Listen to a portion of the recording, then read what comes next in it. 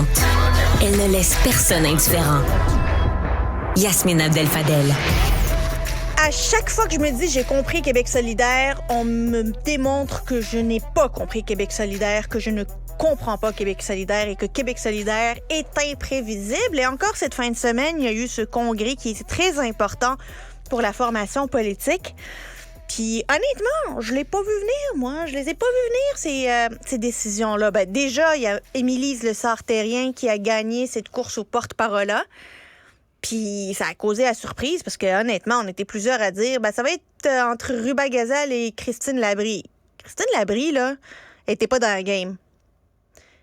Finalement, c'était entre Émilise Lessard-Terrien et Ruba Gazal. Finalement, la victoire est revenue avec 3 votes de majorité. 3 votes de majorité pour Émilise Lessard-Terrien.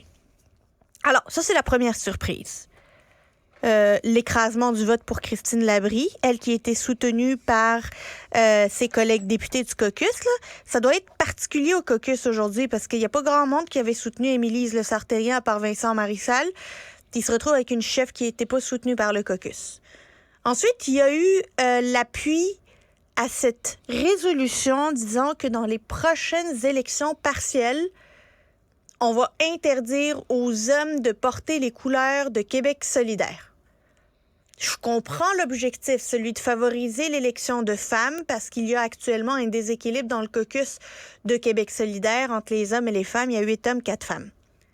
Je comprends l'objectif. Mais là, on dit on va interdire aux hommes de se présenter aux investitures pour porter les couleurs de QS advenant une élection partielle. J'ai envie de leur dire, mais si c'est ça que vous voulez, faites confiance à vos membres. Vos membres votent les investitures. C'est eux qui déterminent qui va porter les couleurs de Québec solidaire.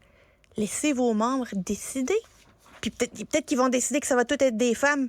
C'est bien correct. La démocratie aura parlé. La question que je me pose, Québec solidaire, font-ils confiance à leurs militants? Font-ils confiance à leurs membres? La question se pose. Parce que si au national, on vient maintenant interdire l'élection d'un homme, ça veut dire qu'ils ne font pas confiance envers... Ils n'ont pas confiance envers leurs militants. Ils ont peur que leurs militants votent pour des hommes et ils leur en passent une petite vite. En fait, Québec solidaire n'a pas été très démocrate cette fin de semaine en adoptant cette résolution-là. Un parti qui prône la décentralisation des dossiers, la décentralisation des décisions, à centraliser une décision majeure au national. On n'est pas à une seule contradiction près chez Québec solidaire. On va voir comment ça va être reçu par les militants. Bienvenue à Cube.